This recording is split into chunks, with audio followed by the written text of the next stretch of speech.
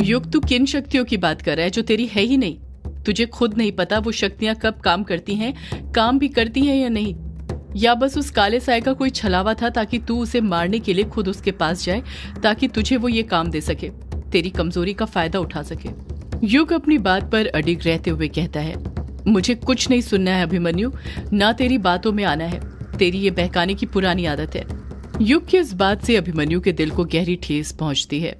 अभिमन्यु युग को घूरते हुए कहता है, क्या कहा तूने? मेरी बहकाने की पुरानी आदत है? इसका मतलब कि मैं आज तक तुझे बहका रहा था? युग हामी भरते हुए अभिमन्यु पर आरोपों की बरसात करते हुए कहता है, और नहीं तो क्या, हमेशा से यही तो करते हुए आ रहा है ना तू। मैं जो करना चाहता हूँ वो कभी करने ही नहीं देता है, हमेशा हमेशा अपनी मर्जी लगाते रहता है। मैं तेरा गुलाम नहीं हूँ जो तेरी हर बात मानूं। युग एक के बाद एक ऐसी बात कर रहा था जिससे अभिमन्यु को गहरी ठेस पहुंचती जा रही थी। अभिमन्यु नम आंखों के साथ युग को देखते हुए कहता है, क्या कहा, गुलाम? युग अभिमन्यु को गुस्से से भरी आंखें दिखाते हुए कहता है, हाँ गुलाम, सही सुना तूने। मैं तेरा गुलाम नहीं हूँ जो तेरी हर बात मानूं। मैंने फैसला कर लिया है, चाहे कुछ भी हो जाए मैं पंचम गांव जाकर रहूंगा, चाहे तुम में से कोई मेरे साथ चले या ना चले। अपने पापा की रूह को मुक्ति दिलाने के लिए मुझे किसी के साथ की जरूरत नहीं। मैं वहां अकेले ही चला जाऊंगा। रहने दो, तुम लोग मत चलो मेरे साथ। मैं जा रहा हूँ पंचम गांव अपने पापा की लाश ढूंढने। इतना कहकर युग वहां से जाने के लिए पीछे मुड़ा ही था कि तभी अभिमन्यु फुर्ती के साथ युग का हाथ पकड़ते हुए कहता है, नहीं युग, तू नहीं जा सकता। अभिमन्यु युग को फिर से एक बार समझाने की कोशिश करते हुए कहता है, तू नहीं जा सकता युग, तू नहीं जा सकता। मैं तुझे तेरी जान को खतरे में नहीं डालने दूंगा।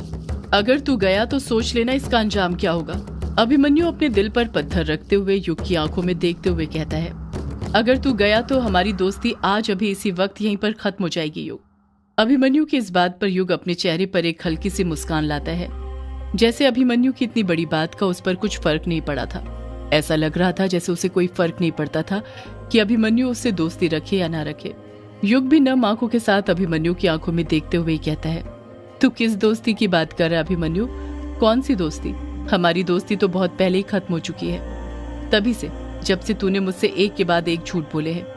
तुझे क्या लगता है मुझे पता नहीं कि तेरे सीने पर यह घाव कैसे आया? अभिमन्यु खामोश रहता है। अचानक से वो घबरा जाता है, जैसे उसे डर लग रहा हो कि कोई उसके राज न खोल दे। ऐसे राज जिसे जानने के बाद युग की तरह ही उसके बाकी के दोस्त भी उसे गलत समझने लग जाएंगे और उससे नाता तोड़ लेंगे। युग अपनी बात आगे जारी रखते हुए कहता है, ये घाव तेरे सीने पर एकास्त्र यूज करने से आए है ना? तुझे क्या लगा था मुझे पता नहीं चलेगा? उस रात जब तू ग्रेवयार्ड कोठी जा रहा था उस काले साए को मारने, तो उन बॉट फ्लाई ने तेरा रास्ता रोक लिया था ना, और उन्हीं से लड़ते हुए तेरे सीने पर यह घाव आया था जब तू मंत्रों का प्रयोग कर रहा था। युग की बात सुनकर अभिमन्यु के पैरों तले जमीन ही खिसक गई थी।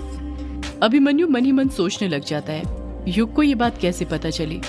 उसने मुझे कब उस रात एक अस्त्र का यूज करते हुए देख लिया था? जितना मुझे याद है उस रात तो मेरे आसपास सिवाय बॉटफ्लाई के कुछ था भी नहीं, और युग तो हवेली के अंदर सो रहा था।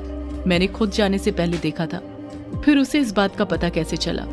अभिमन्यु इसके आगे कुछ सोच पाता उससे पहले युग बोल पड़ता है, तूने मुझसे इतने झूठ बोले हैं ना अभिमन्यु कि अगर गिनाने बैठा तो रात खत्म हो जाएगी। और मैंने कहा ना, मेरे पास वक्त बहुत कम है, मुझे अपने पापा का शरीर ढूंढने जाना है और मैं जा रहा हूँ अकेले। युग वहां पर मौजूद सभी लोगों की तरफ बारी बारी देखते हुए कहता है, मैं सालों से एक भ्रम में जी रहा था और आज मेरा वो भ्रम टूट गया है।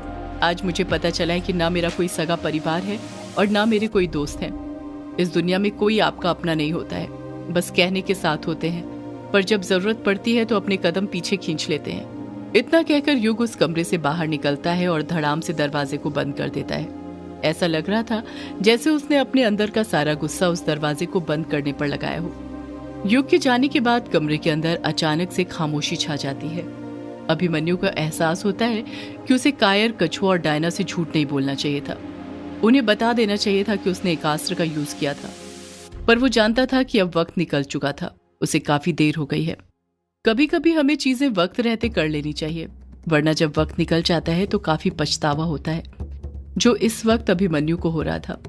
कछुआ अभिमन्यु को घूरते हुए कहता है, अभिमन्यु तूने हमें बताया क्यों नहीं था कि तूने एकास्त्र का यूज किया था? अभिमन्यु कुछ जवाब नहीं देता है। उसकी खामोशी उसके अंदर की शर्मिंदगी को साफ बयां कर रही थी। अचानक से उसके सीने का दर्द वापस से बढ़ गया था, उसे घुटन सी होने लग गई थी। कछुए के कहते ही कायर भी झट से बोल पड़ता है, मतलब तेरे सीने पर यह घाव एकास्त्र यूज करने से आया था, वही एकास्त्र जिसमें तूने महाडायन का हीरा लगाया था। पर तूने इतनी बड़ी बात हमें बताई क्यों नहीं? अभिमन्यु कुछ कहता उससे पहले ही डायना अभिमन्यु का पक्ष लेते हुए कहती है, तुम सबकी सलामती के कारण कायर। तुम्हें तो पता ही अभिमन्यु तुम सबकी कितनी चिंता करता है। उसे डर था कि कहीं उसने तुम्हें ये बात बता दी तो तुम और न डर जाओ, और देखो आज युग के कारण वही हुआ ना, तुम डर ही रहे हो ये बात जानकर। डायना के जवाब पर कायर और कछुआ एकदम शांत हो जाते हैं। दोनों के पास कहने को कुछ नहीं था, और इधर अभिमन्यु युग के बारे में सोच रहा था। उसे युग की फिक्र होने लग जाती है। वो ये सोच सोच कर परेशान होने लग जाता है कि युग अकेला पंचम गांव जाने के लिए निकल गया है। अभिमन्यु पूरी तरह श्योर था कि ये उस काले साए की कोई खतरनाक चाल है। अभिमन्यु को युग की और भी ज्यादा चिंता सताने लग जाती है। अभिमन्यु खुद से बड़बड़ाते हुए कहता है, मुझे जाना होगा मुझे। मैं युग को इस तरह अकेला नहीं छोड़ सकता, वो दोस्त है मेरा, मुझे जाना होगा। इतना कहकर अभिमन्यु ने युग को रोकने जाने के लिए अपने 3-4 कदम ही आगे बढ़ाए थे कि तभी उसके पैर लड़खड़ा जाते हैं और वो धड़ाम से पेट के बल गिर जाता है। ये देख डायना फुर्ती के साथ अभिमन्यु के पास जाते हुए चीखती है, अभी। कायर और कछुआ भी हड़बड़ाहट के साथ अभिमन्यु के पास जाते हैं और अभिमन्यु को उठाने लग जाते हैं। अभिमन्यु दर्द से कराहते हुए बड़बड़ाता है, रोको युग को, रोको उसे, मत जाने दो अकेले। दर्द से कराहते वक्त भी अभिमन्यु युग के बारे में ही सोच रहा था। डायना मन ही मन सोचने लग जाती है, आखिर ये अभी किस मिट्टी का बना है? इस युग ने इतना सब कुछ सुनाया इसे, और यह है कि अभी भी उसी के बारे में सोच रहा है। अब तो चले गया है वो यहाँ से मरने के लिए, अच्छा ये मर जाना चाहिए उसे, कम से कम छुटकारा तो मिलेगा। अभिमन्यु फिर बड़बड़ाता है, मुझे जाना होगा, युग को रोकना होगा, मैं उसे अकेले नहीं जाने दे सकता। डायना अभिमन्यु को उठाते हुए उसे सहारा देते हुए कहती है, वो नहीं रुकने वाला अभी। तुमने उसे रोकने की कोशिश करी तो थी ना, तो क्या वो रुका? नहीं रुका ना, फिर जाने दो उसे, भला जाने वाले को आज तक कोई रोक पाया है? कछुआ भी डायना का साथ देते हुए कहता है, हाँ अभिमन्यु, डायना ठीक कह रही है, युग नहीं रुकने वाला, जाने दे उसे। जब इंसान की बुद्धि भ्रष्ट हो जाती है तो वो ऐसे ही काम करता है। उसे अपनी शक्तियों का अहंकार हो गया है, इसलिए वो सब बोल रहा है और कोई बात नहीं है। कायर भी कछुए का साथ देते हुए कहता है, हाँ अभिमन्यु, जाने दे उसे। अभिमन्यु ना में अपना सिर हिलाते हुए कहता है, नहीं कछुए, कायर, हम युग को अकेले नहीं जाने दे सकते, वो दोस्त है हमारा। डायना रूठे स्वर में कहती है, क्या कहा अभी तुमने दोस्त? अभी तुमने सुना नहीं क्या युग ने क्या कहा? हम उसके दोस्त नहीं है, वो हमें अपना दोस्त नहीं मानता है। अभिमन्यु तुरंत पलट कर कहता है, वो हमें अपना दोस्त नहीं मानता तो क्या हुआ डायना, हम तो उसे हमारा दोस्त मानते हैं ना, और हमें ये बात साबित करनी पड़ेगी उसका साथ देकर। उसे ये बात बतानी पड़ेगी कि सच्चे दोस्त मरते दम तक साथ देते हैं। उसे बताना पड़ेगा कि दोस्त परिवार की तरह नहीं होते हैं, बल्कि एक परिवार ही होते हैं। अभिमन्यु अपनी जगह पर खड़े होते हुए कहता है, हमें उसके साथ जाना होगा, हम युग को इस तरह अकेला नहीं छोड़ सकते। डायना अभिमन्यु से झगड़ते हुए कहती है, ये तुम क्या बोल रहे हो अभी? तुम भी तो उसके साथ जाने के लिए मना कर रहे थे, और अब खुद उसके साथ जाने के लिए बोल रहे हो, ये जानते हुए कि वहाँ पर जान का खतरा है। अभिमन्यु पलटकर खांसते हुए कहता है, जान का खतरा है डायना, तभी तो मैं युग को वहाँ पर अकेले नहीं जाने दे सकता। वो दोस्त है मेरा, मैं उसके साथ जाऊंगा चाहे कुछ भी हो। इतना कहकर अभिमन्यु फिर एक कदम बढ़ाता है और लड़खड़ाने लग जाता है। अभिमन्यु गिरता उससे पहले ही डायना और कछुआ उसे पकड़ लेते हैं। गिरते ही अभिमन्यु जोर जोर से खांसने लग जाता है। डायना नम आंखों के साथ नाराजगी जताते हुए कहती है, अभी तुम तो ठीक से चल भी नहीं पा रहे और युग के साथ जाने की बात कर रहे हो। अभिमन्यु पलट कर कहता है, हाँ डायना, क्योंकि मुझे अपनी जान से ज्यादा परवाह उसकी है। वो दोस्त है मेरा और मैं उसे ऐसे नहीं छोड़ सकता हूँ, मैं उसके साथ जाऊंगा। कछुआ अभिमन्यु को समझाते हुए कहता है, नहीं अभिमन्यु, तू नहीं जाएगा, तुझे आराम की जरूरत है इस वक्त, अपनी हालत देख जरा। कायर भी अभिमन्यु को समझाते हुए कहता है, हाँ अभिमन्यु, तुझे आराम की जरूरत है, कछुआ ठीक बोल रहा है, तेरी हालत ठीक नहीं है। अभिमन्यु फिर बड़बड़ाते हुए कहता है, नहीं, मैं युग के साथ जाऊंगा, मैं उसे अकेला नहीं छोड़ सकता। दोस्ती का पहला उसूल होता है, दोस्त कभी साथ नहीं छोड़ते, चाहे कुछ भी हो जाए, और मैं भी साथ नहीं छोड़ूंगा, मैं युग के साथ जाऊंगा। कछुआ समझ गया था कि अभिमन्यु बहुत जिद्दी है और सबसे ज्यादा जिद्दी वो युग के लिए है। अभिमन्यु को अपने आप से भी ज्यादा किसी की फिक्र थी तो वो युग की थी। कछुआ जानता था चाहे कुछ भी हो जाए, अभिमन्यु कभी युग को अकेला नहीं छोड़ेगा। कछुआ अभिमन्यु से कहता है, तू यही चाहता है ना, युग अकेला ना जाए तो ठीक है, फिर मैं उसके साथ जाऊंगा। वो अकेला नहीं रहेगा, अब तो ठीक है। अभिमन्यु हड़बड़ाहट के साथ घबराते हुए कहता है, पर कछुआ, मैं तेरी भी जान तो खतरे में नहीं डाल सकता ना।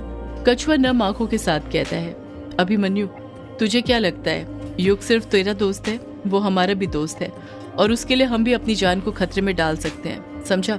हम सब दोस्त हैं। अभिमन्यु पलटकर कुछ कहता उससे पहले ही कायर बोल पड़ता है, हाँ अभिमन्यु, मैं भी उसके साथ जाऊंगा। तुझे युग की फिक्र करने की कोई जरूरत नहीं। दोस्तों के बीच में इतना प्यार देखकर डायना की भी आंखें भर आई थी। उसे तो यकीन ही नहीं हो रहा था कि कोई दोस्ती के लिए इतना कुछ कर सकता है। कछुआ और कायर दोनों एक साथ बोल पड़ते हैं, हम जाएंगे अभिमन्यु युग के साथ, बस तू अपना ख्याल रख, तुझे आराम की सख्त जरूरत है। इतना कहकर अगले ही पल कायर, कछुआ, अभिमन्यु तीनों एक साथ गले मिल जाते हैं। उन तीनों के अलग हटते ही डायना नम आंखों के साथ कछुए और कायर को देखते हुए कहती है, तुम दोनों भी अभी की चिंता मत करना, उसका ख्याल रखने के लिए मैं हूं ना। तुम दोनों बस अपना और युग का ख्याल रखना। सुना है पंचम गांव में जगह जगह पर मौत मंडराती है, सोच समझकर कदम रखना। देखोगे, सोचोगे, ढूंढोगे तो पाओगे, हड़बड़ाओगे तो मारे जाओगे। डायना की बात सुनते हुए कायर मन ही मन सोचने लग जाता है, ये क्या बड़बड़ा रही है। कायर इसके आगे कुछ सोचता उससे पहले ही कछुआ कायर का हाथ पकड़ते हुए कहता है, चल चल अब जल्दी, बहुत देर हो गई है। कायर और कछुआ कमरे से बाहर निकलते हैं और सीधे युग के कमरे में पहुंचते हैं तो देखते हैं कि वहां पर युग नहीं था। वो युग को ढूंढने लग जाते हैं पर युग उन्हें नहीं मिलता है। वो समझ जाते हैं कि युग अकेले ही पंचम गांव जाने के लिए निकल गया है। वो भी तुरंत हवेली से निकलने लग जाते हैं। कछुआ और कायर अभी हवेली से बाहर निकले ही थे कि तभी कायर को कुछ याद आता है और वो अपने सिर पर हाथ रखते हुए मन ही मन सोचने लग जाते हैं, शिट, वो लाना तो भूल ही गया, वो मुझे लाना होगा, उसके बिना मैं नहीं जा सकता हूँ। कायर कछुए से कहता है, कछुए तो यहीं पर है, मैं 2 मिनट में आया वो लेकर। वो लेना तो मैं भूल ही गया था, उसके बिना नहीं जा सकते। कछुआ मुंह बनाते हुए परेशान होते हुए कहता है, क्या लेना भूल गया अब तू? सदियों से है पुरानी ये है यक्षिणी की कहानी। यक्षिणी एक आग है, यक्षिणी तेरा ख्वाब है।